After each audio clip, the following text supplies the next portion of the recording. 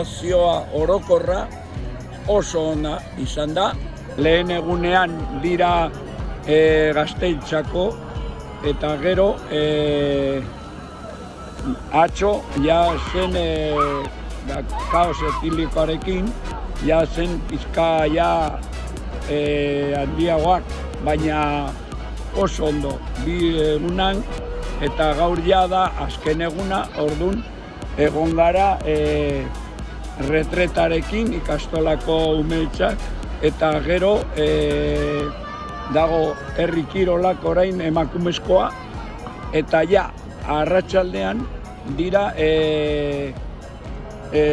Patxi Perez eta Kitainako talde bat eta ja amaitzeko odoloste jana arratsaldean 8:00 hori da.